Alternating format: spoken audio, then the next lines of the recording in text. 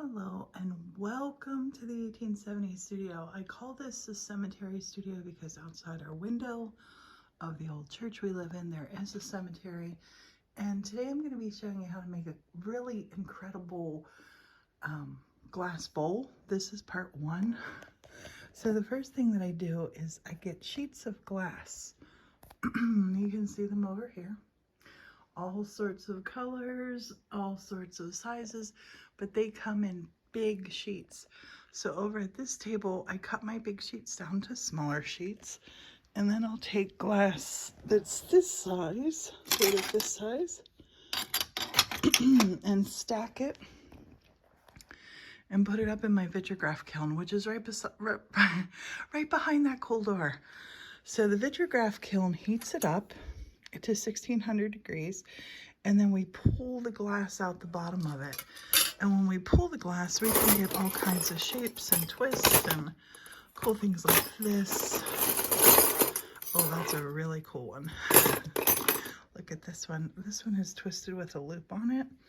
So we make the glass first look like this in the kiln. Then for this piece that I'm working on now, I'm going to put these blues back where they are because I have two separate colors of blues, that blue and that blue. And I'm going to put you in the phone holder just to show you so I won't wiggle you around. Get in there. Okay. All right, so this piece has been fused on this kiln shelf for a 14-hour fuse. And when it cooled down, it got a structure crack in it. That's to be expected because it's different levels and thicknesses of the glass. So you can see out here, even though it's still really strong, this is a piece of vitragraph that I made. Even though this is really strong, it has a crack in there, but you cannot feel it up here. But I'm going to put this back in. I'm going to fuse it. You can see, hopefully you can see all the coolness to this, but I need to make the whole thing thick. The whole thing needs to be thick. And I'm going to do this, a bowl in blue, a beautiful blue bowl. And I'm going to keep this center, or keep this circle shape. And then what I do, after this has been fused in the kiln flat, and it's all the same thickness, and I will do things like put little pieces of murrine that I've made, the blue murrine. I will stand that up in here too. And then artistically put my different colors of blue, but this one is really thin. So you need to have a lot of thick things in here.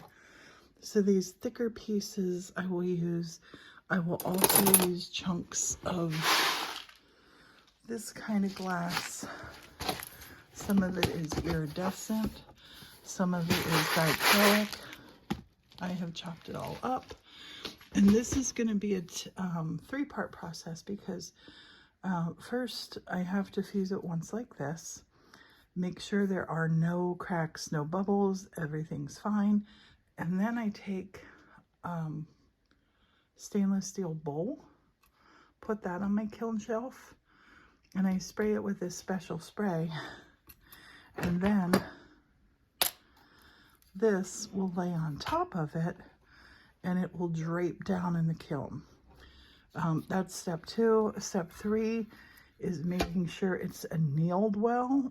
And that means I hold it at the right temperature. So I won't use this glass bowl or this stainless steel bowl.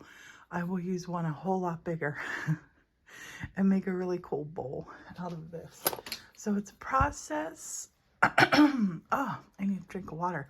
I hope you're following. Subscribe to our YouTube channel, please. And you can find out more about us at the 1870studio.com. Hope you learned something.